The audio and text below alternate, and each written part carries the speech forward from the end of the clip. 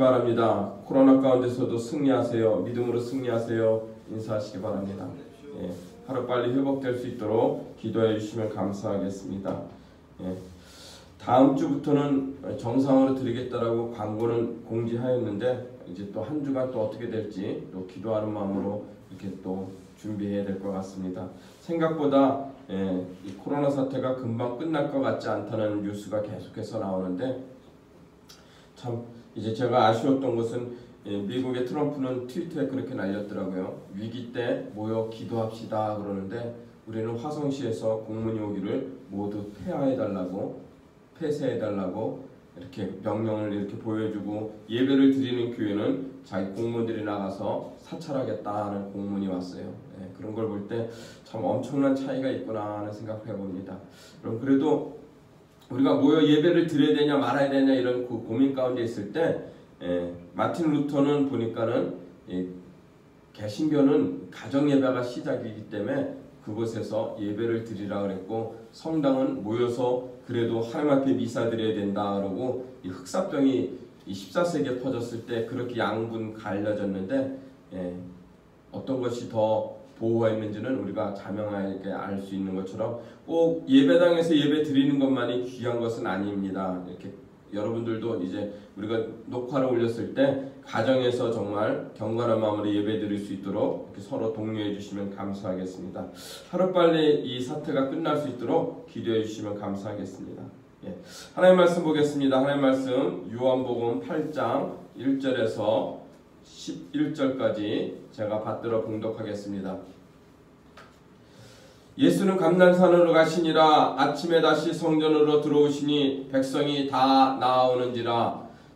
앉으사 그들을 가르치시더니 서기관들과 바리새인들이 음행 중에 잡힌 여자를 끌고 와서 가운데 세우고 예수께 말하되 선생이여 이 여자가 간음하다가 현장에서 잡혔나이다. 모세는 율법에 이러한 여자를 돌로 치라 명하였거니와 선생은 어떻게 말하겠나이까. 그들이 이렇게 말하면 고발할 조건을 얻고자 하여 예수를 시험함이라. 예수께서 몸을 굽히사 손가락으로 땅에 쓰시니 그들이 묻기를 맞이 아니하는지라. 이에 일어나 이르시되 너희 중에 죄 없는 자가 먼저 돌로 치라 하시고 다시 몸을 굽혀 손가락으로 땅에 쓰시니 그들이 이 말씀을 듣고 양심의 가책을 느껴 어른으로 시작하여 젊은이까지 하나씩 나가고 오직 예수와 그 가운데 섰는 여자만 남았더라. 예수께서 일어나사 여자 외에 아무도 없는 것을 보시고 이르시되 여자여 너를 고발하던 그들이 어디 있느냐 정죄한 자가 없느냐. 대답하되 주여 없나이다. 예수께서 이르시되 나도 너를 정죄하지 아니하노니 가서 다시는 죄를 범하지 말라 하시니라.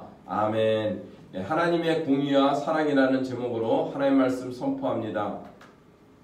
우리가 지금까지 요한복음을 살펴보면서 우리가 깨달은 것이 무엇입니까? 예수님이 이 땅에 오신 것은 세상의 떡을 여러분에게 주기 위해서 온 것도 아니요 또 예수를 믿어서 정말 베드로가 파도 위를 걷는 그런 폼나는 인생을 살게 하기 위해서 하나님 예수님께서 이 땅에 오시지 않았다는 말씀을 받았습니다. 그럼 그 말씀을 받을 때 우리가 깨달아야 되는 것이 우리가 하나님을 찾을 때 어떻게 찾아야 되는지를 온전히 깨달으실 수 있기를 바라요. 지난주에 어떤 모임에 갔을 때 그 목사님이 이제 상당히 큰 교회를 이루신 분인데 그렇게 말씀하시더라고요. 말씀을 쪼개면 성도들이 다 떠나고 표적이 드러나면 성도들이 모입니다. 그렇기 때문에 여러분 이적과 기적을 위해서 기도하시고 표적을 위해서 기도하십시오. 그렇게 말씀을 주시고 또 많은 도전을 주시는데 그 말씀을 받는 저는 상당히 마음이 불편했어요. 내가 가르치고 있는 것이 잘못됐는가? 내가 선포하고 있는 말씀이 혹시 하나님의 말씀이 아닌가? 저 목사님처럼 저렇게 안수하고 표적을 행하고 기적을 행해서 기도했더니 구경수가 100점을 맞더라. 이런 역사가 우리 가운데도 일어나야 될 텐데 우리 성도들 가운데서 이런 일이 일어나지 않아서 하나님 앞에 나오지 않는가? 이런 이 자괴감 속에서 많이 묵상하는 한 주간을 보냈습니다. 성경을 보면 볼수록 표적과 기적을 따르는 것은 믿음이 아니라고 요한복음에선 매우 강조하고 있음을 우리가 깨달아야 됩니다. 물론 표적, 기적 하나님께서 행하시지 않는다는 것이 아닙니다. 하나님은 그런 일들을 행하십니다. 하지만 그 표적과 기적을 쫓아서 하나님을 쫓는 것은 믿음이 아니다라고 예수님께서 계속 말씀하고 있다는 사실을 다시 한번 깨닫습니다. 그래서 오늘 요한복음 8장에 와서는 하나님의 공의와 하나님의 사랑이 부딪히는 모습을 보여주고 있죠. 우리가 너무나 잘 알고 있는 말씀이에요. 어떤 말씀입니까? 그 말씀 내용을 보면 서기관과 바리새인들이 음행 중에 그 여자를 잡아가지고 와서 율법에는 이 여자를 돌로 치라고 했는데 선생님은 어떻게 하시겠습니까? 라고 질문하는 거예요. 이 질문은 매우 악한 질문이죠. 왜 악합니까? 이러지도 저러지도 못하는 것이지. 왜냐하면 예수님께서 계속해서 사랑을 선포하고 오고 계셨는데 율법이 아니라 사랑을 행해야 된다라고 말씀하셨는데 율법은 곧 사랑이다 라고 말씀하셨는데 지금 이 간음한 여인을 갖다가 어떻게 할 것이냐. 만약에 그 여인을 사랑으로 용서해 주라 그러면 어떻게 되죠? 예수님이 율법을 어기는 자가 돼요. 신명기 레위기에 분명히 그 간음한 여인들은 돌로 쳐 죽여라 라고 돼 있습니다. 지금도 이슬람권에서는 이런 일들이 일어나게 되면 돌로 쳐 죽이게 된다고 합니다. 그걸 투석형이라고 그러고 그렇게 되어 있는데 이제 증인이 먼저 돌로 치면 그 모여있던 군중들이 돌로 던져서 이렇게 죽게 하게 만든다는 것이죠. 그런 일들이 그런 것들이 율법이 그대로 지금도 지켜지고 있는데 예수님께 나와서 이들이 고발한 것이죠. 이 여인은 어떻게 해야 됩니까? 그랬을 때 예수님께서 땅에 쓰셔서 그 여인을 다시 살리는 모습이 이 전체적인 이야기인데 이 이야기 속에서 예수님이 우리에게 하시는 말씀이 있습니다. 그것은 하나님의 공의와 하나님의 사랑이 어떻게 어우러져서 그것들을 다 품을 수 있는가 하는 것을 말씀하고 있다는 사실입니다. 오늘 그 말씀을 보면 7장 53절부터 8장 11절까지는 큰 괄호로 되어 있어요. 그것은 다시 말씀드리면은 어떤 사본에는 이 성경이 들어가 있지 않음을 말씀하세요. 나중에 후세에 이 성경이 이 안에 들어간 거예요. 그러니까는 7장 52절에 초막절에 그 이야기가 끝나고 나서 어디로 연결이 되어야 되냐면 8장 12절로 연결이 되어지는 것이에요. 그래야 매끄러운 문장이 되는 거예요. 그러니까 이 중간에 이 사건을 집어넣은 것이죠. 왜 집어넣는가? 바로 하나님의 공의와 사랑이 어떻게 이루어지는지 너희가 알아야 되기 때문에 이 간음한 여인 사건이 들어간 것입니다. 여러분, 하나님은 공의의 하나님이세요. 또한 하나님은 사랑의 하나님이세요. 지금 이 시대에 우리는 사랑의 하나님이 공의를 덮어버린 것 같아요. 그래서 우리가 어떤 죄를 져도 하나님이 심판하지 않냐고 다 구원하실 거야 이렇게 이해되는 것들이 많은데 여러분 절대 그렇지 않아요. 하나님은 공의의 심판의 하나님이시 죄를 지은 자들을 그냥 용서해 줄 수 없어요. 반드시 하나님의 심판이 있다라고 말씀하고 있습니다.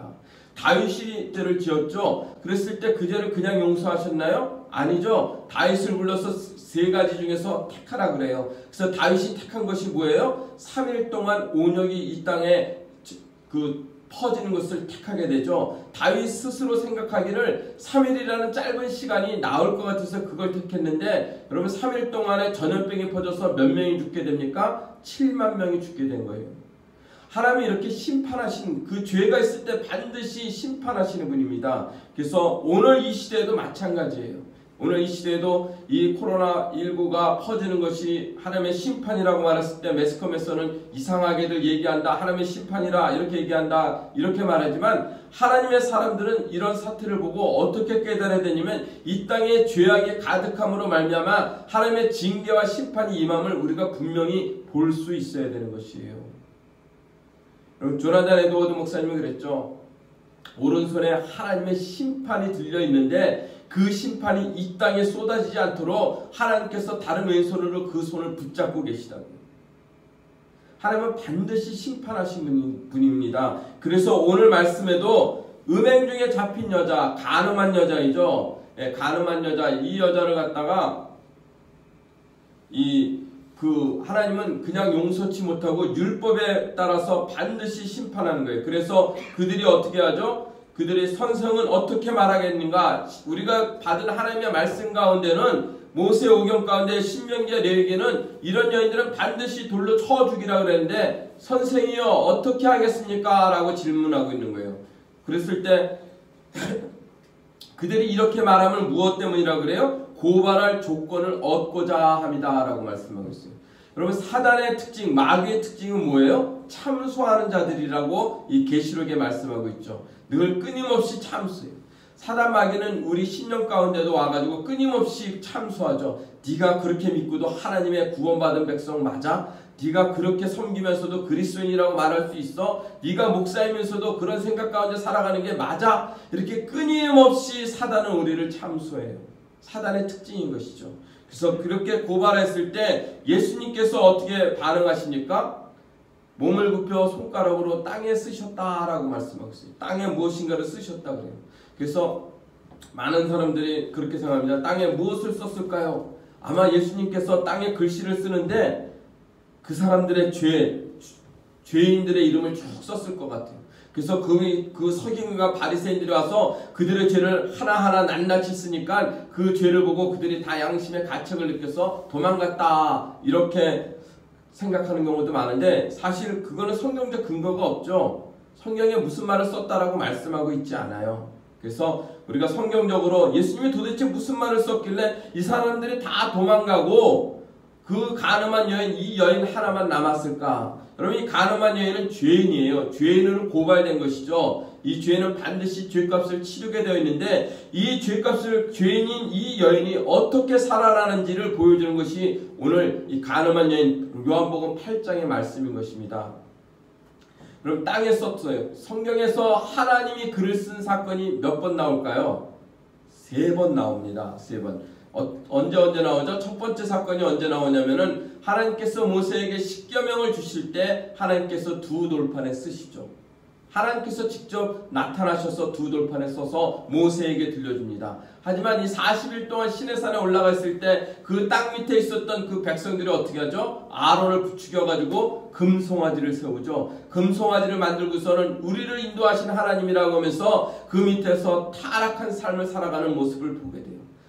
여러분 그 타락한 하나님의 섬겨야 될 그 백성들이 하나님을 섬기지 않는 행위, 하나님을 사랑해야 될 백성이 하나님을 사랑하지 않냐고 금송아지를 만들고 그 금송아지를 섬기는 그 행위는 뭐예요?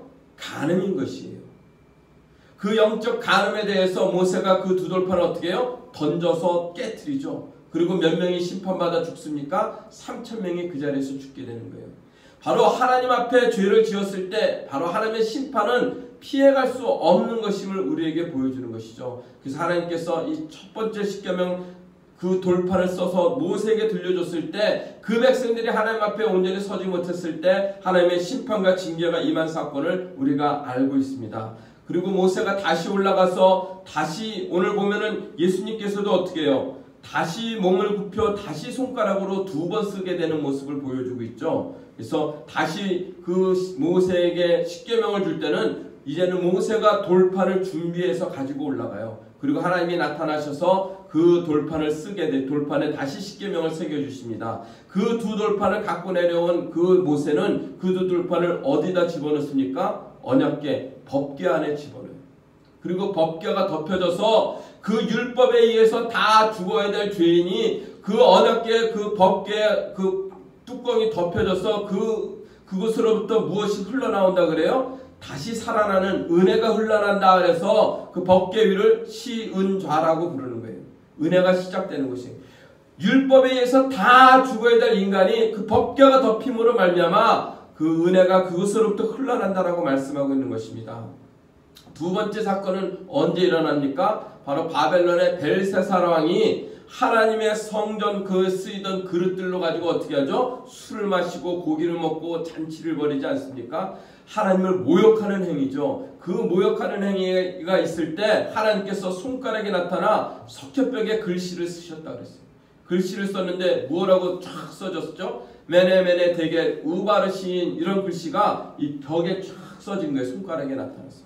네. 그 뜻이 무엇입니까? 메네는 하나님이 이미 왕의 나라를 시대를 세웠을 때 끝나겠다. 너 왕이 통치한 벨사살 왕 네가 통치하는 시대는 끝났다라고 말씀하는 것입니다. 대겔은 왕을 저울에 달아보니까 너 너무 부족하다라는 것이죠. 그 그 베레스는 왕의 나라가 메대와 메세 바사 사람에게 준바되었다. 다시 말씀드리면 메네메네 대개 우바르시는 것은 너는 하나님의 저울에 달아봤을 때 왕으로 통치할 자격이 없어서 내가 심판하시겠다라고 말씀하는 거예요. 그 말씀 그대로 어떻게 해요? 벨사살 왕은 즉사하게 되죠.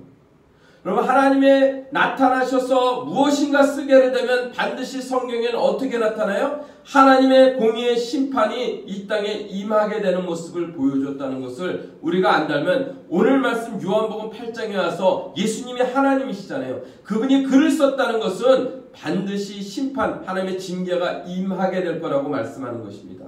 그것은 율법에 명하여졌기 때문에 그 심판은 피해갈 수 없는 것이에요. 오늘 이 시대에도 우리가 죄 가운데 있을 때 하나님의 심판이 반드시 임함을 여러분 깨달으시길 바랍니다. 그런데 그 심판마다 다 죽어야 될 인간이, 죄 많은 인간이 어떻게 살아나는지를 보여주는 것이 오늘 요한복음 8장 간음한 여인의 사건인 것이에요. 보세요. 7절에 보면은 하나님께서 무엇이라고 말씀하십니까? 그들이 묻기를 맞지 아니하는 자라. 이에 일어나 이르시되 너희 중에 죄 없는 자가 먼저 돌로 치라.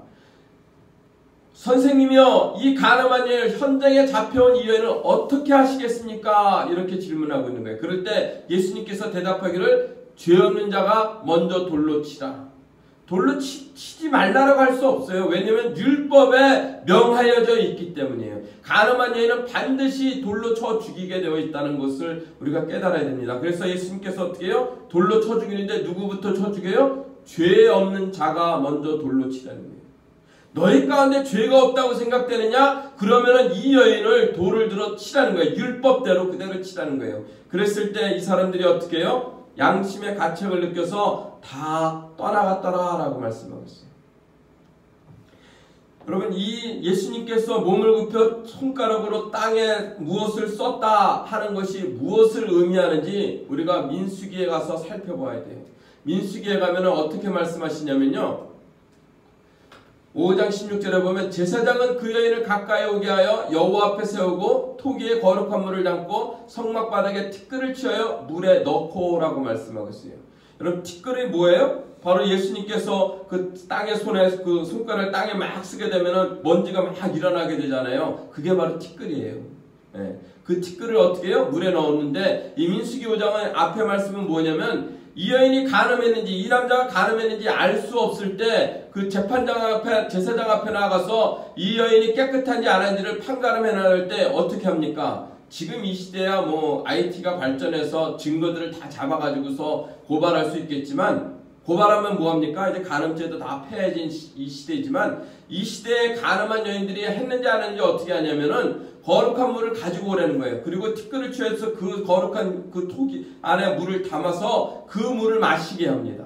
그 물을 마셨을 때 간음을 하지 않았다면 어떻게 되죠? 깨끗해요. 아무런 일이 일어나지 않지만 그 여인이 만약에 간음했다면, 그 남자가 간통을 했다면 어떻게 돼요? 배가 불러서 죽게 된다라고 말씀하고 있어요. 거룩한 물에 티끌을 취해 물에 넣어서 그들이 간음했는지 안 했는지를 확인하였던 것이 바로 하나님의 그 방법이었던 것입니다. 지금도 어떻게 해요? 예수님께서 땅에 그 손에 글을 쓰고 있는 것은, 지금 예수님이 그 7장 그 바로 앞에는 자기 자신이 누구라 그랬어요? 나는 생수라 그랬어요. 목마른 자 다 내게 와서 마셔라. 예수님이 거룩한 물 되신 것이에요. 그 거룩한 물 되신 예수님이 손에 땅에다가 글을 쓰므로 어떻게 해요? 티끌과 하나 되는 모습을 보여주는 것이에요. 그 예수님을 마시게 되었을 때 어떻게 해요? 너희가 심판받게 되는 것을 알게 된다라고 말씀하는 것입니다. 여러분, 바로 이 말씀을 하시면서 예수님께서 그들에게 말씀하세요. 죄 없는 자가 돌로 치라는 거예요. 죄 없는 자. 의인 없나니 하나도 없다라고 말씀하셨어요. 모두가 죄인이기 때문에 그들이 어떻게 해요? 양심의 가책을 느껴서 하나씩 하나씩 다 떠나가게 되고, 누구만 남아요? 여자만 남았더라 라고 말씀하고 있어요. 여자만 남았는데 예수께서 그 여인에게 가서 말씀하십니다. 여자여, 너를 고발하던 그들이 어디 있느냐? 너를 정죄한 자가 없느냐? 대답하시오. 주여, 없나이다. 예수께서 이르시되 나도 너를 정죄하지 아니하노니 가서 다시는 죄를 범하지 말라 하시니라. 여러분, 10절과 11절의 말씀 속에서 우리가 보아야 될 것은 하나님의 공의가 바로 하나님의 행해질 때 하나님의 사랑이 그 공의를 어떻게 회복해서 그 영혼을 살리는지를 잘 보여주고 있는 사건이에요. 보세요. 너를 고발한 자가 어디 있냐? 다 떠나갔다니까 나도 너를 정죄한 자가 나도 너를 정죄하지 않겠다라고 말씀하고 있어요. 예수님께서 나도 너를 정죄하지 않겠다는 것은 죄 없는 자가 정죄하라고 그러는데 예수님도 정죄하지 않겠다는 건 예수님 자신을 무엇으로 지금 말씀하고 있어요? 자기 자신도 죄인 되었음을 말씀하고 있는 거예요. 아, 예수님이 죄인이라고?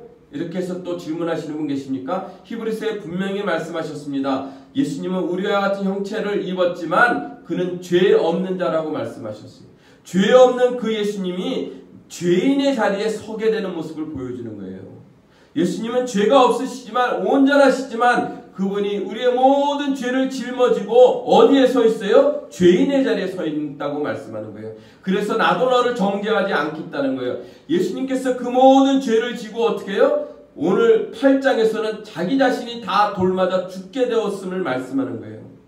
다시 말씀드리면은 예수님께서 그 모든 죄를 짊어지시고 십자가에 못 박혀 죽으심으로 말미암아 그 죄를 용서하게 되는 것을 말씀하고 있는 것이, 그냥 공의의 심판이 사라지는 것이 아니라 예수님이 그 모든 죄를 짊어지고 십자가에 못 박혀 돌아가심으로 말미암아 그 죄 돌맞아 죽어야 될 죄인들이 살아나게 되었음을 우리에게 말씀하고 있다는 사실을 여러분 잊지 마시기 바랍니다. 그래서 하나님의 공의와 사랑이 그냥 사랑이 덮는 것이 아니라 그 안에는 무엇이 있어요? 십자가 사건이 있음으로 말미암아 그들이 용서함을 받고 그들이 후원함을 받게 되었음을 말씀하고 있는 것이에요. 여러분, 예수님께서 우리를 모든 죄를 짊어지고 바로 십자가에 못 박히셨음을 여러분 깨달으시길 바랍니다. 그래서 내가 다시 살아나는 것은 하나님이 나를 사랑하기 때문에 내가 그냥 무슨 짓을 해도 나는 살아날 거다 이렇게 이해하는 것이 아니라 나는 돌맞아 죽어야 될 죄인인데 그 예수님께서 우리를 정죄하지 않냐고 우리 모든 죄를 짊어지고 십자가에 못 박히심으로 말미암아 내가 다시 살아난 존재, 다시 태어난 존재가 되었음을 하나님은 말씀하고 있는 것입니다. 그래서 이제는 다시 태어난 그 죄인에게 이제는 무엇이라고 말씀하십니까? 가서 다시는 죄를 범하지 말라. 다시는 가서 죄 짓지 말라라고 말씀하고 있는 것입니다. 여러분, 우리 모두는 죄인이에요. 의인은 없나니 하나도 없다라고 말씀하셨습니다. 우리는 그 돌에 맞아 죽어야 될 죄인인데 우리가 다시 살아난 것은, 우리가 다시 살아나서 하나님 나라에 갈 수 있는 것은 예수 그리스도께서 십자가에 못 박혀 죽으심으로, 죄인 되셔서 그 십자가 못 박혀 죽으심으로 우리의 모든 죄값을 치르고 다시 살아나심으로 우리가 구원받았다고 오늘 하나님은 다시 한번 우리에게 말씀하고 있다는 사실 여러분 꼭 붙잡으시기 바랍니다. 그래서 이제는 구원받은 그 하나님 백성이 어떻게 살아야 되는가? 나는 구원받았기 때문에 아무렇게 살아도 된다는 그런 말씀이 아니라 이제 구원받았으니까 이제는 가서 다시는 죄를 범하지 않는 성화의 삶을 살아가야 되는 것이, 날마다 하나님 앞에 나와서 말씀에 비추어 내가 온전한 자로 섰는지 날마다 자기 자신을 돌아봐야 돼요. 나는 부족하고 나는 연약하여 내가 오늘 넘어진다 할지라도 또다시 하나님 앞에 나와서 하나님 말씀으로 나를 씻어주시옵고 하나님 말씀으로 다시 나를 세워주사 다시 하나님의 사람으로 세워달라고 여러분 날마다 하나님 앞에 나와 엎드리셔야 되는 것입니다. 그것이 구원받은 하나님의 백성이 살아가야 될 모습이라고 로마서 8장에서 말씀하고 있지 않습니까? 여러분이 성화의 과정을 거쳐서 여러분이 하나님 앞에 서는 그날에는 영화로운 몸으로 바뀌게 될 거라고 말씀하고 있는 것이에요. 그것이 구원의 여정인 것입니다.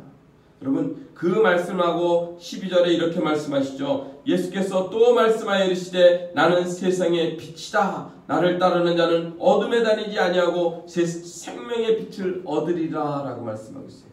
그럼 왜 갑자기 12절에서 예수님께서 나는 세상의 빛이다 이렇게 말씀하고 있을까요? 그것은 이 초막절과 연결되어 있는 거예요. 지금 7장 37절서부터 바로 연결돼서 12절로 오셔야 돼요.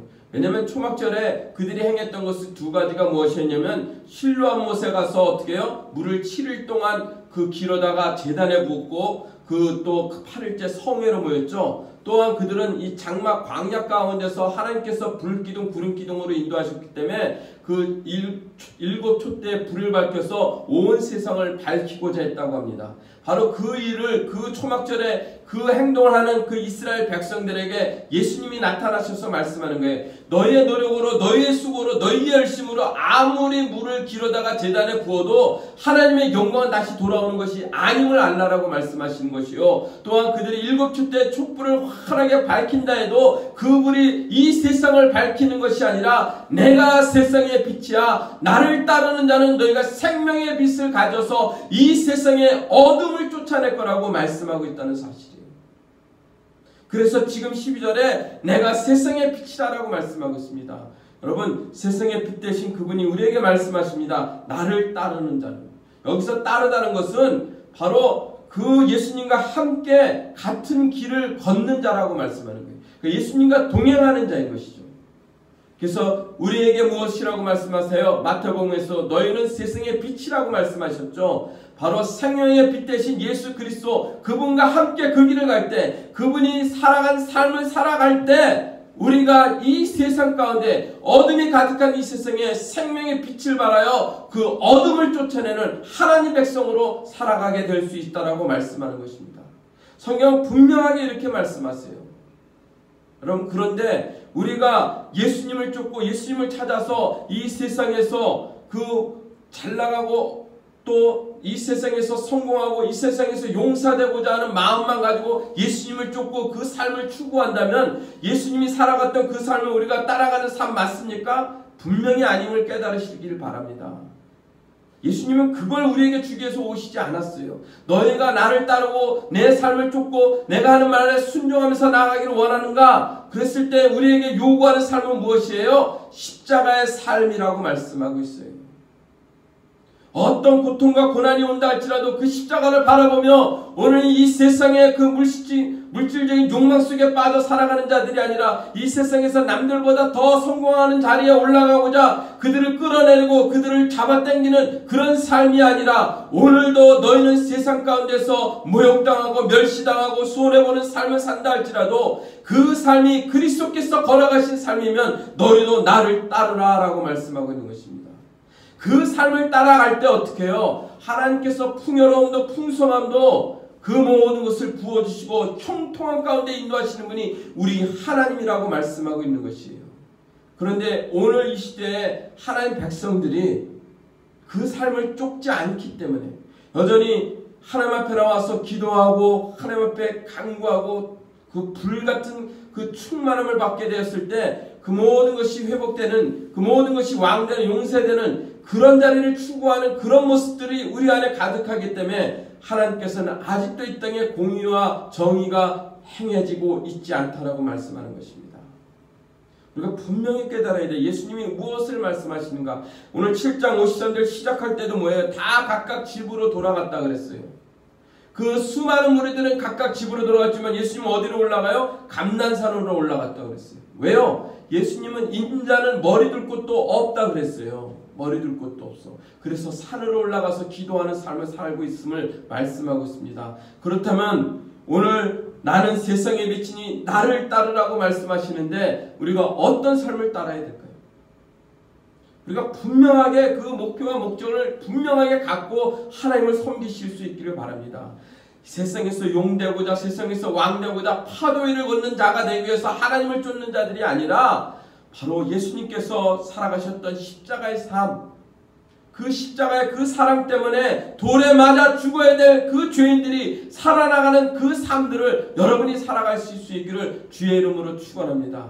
그 진리를 붙잡고 가게 될 때 그 진리 대신 예수를 바라보며 나도 그와 함께 같은 길을 가겠다라고 그 협착한 길, 골고대 그 어려운 그 십자가의 길 나도 가겠습니다 라고 했을 때 하나님께서 우리의 삶 가운데 풍성함과 풍요로움을 주심을 여러분 믿으시기를 바랍니다. 그런데 우리는 그 길을 가기를 원하지 않아요. 우리는 그 십자가 지기를 원하지 않아요. 내 삶 가운데 풍성함과 풍요로움과 내가 기도한 것들이 들어 응답되지 않으면 하나님이 뭐 있어? 하나님이 무슨 역사를 해? 이 시대에. 그러면서 하나님을 떠나는 모습들이 우리들의 모습임을 여러분 보실 수 있어야 돼요. 잘못된 것이에요. 잘못 찾기 때문에 자꾸만 하나님을 떠나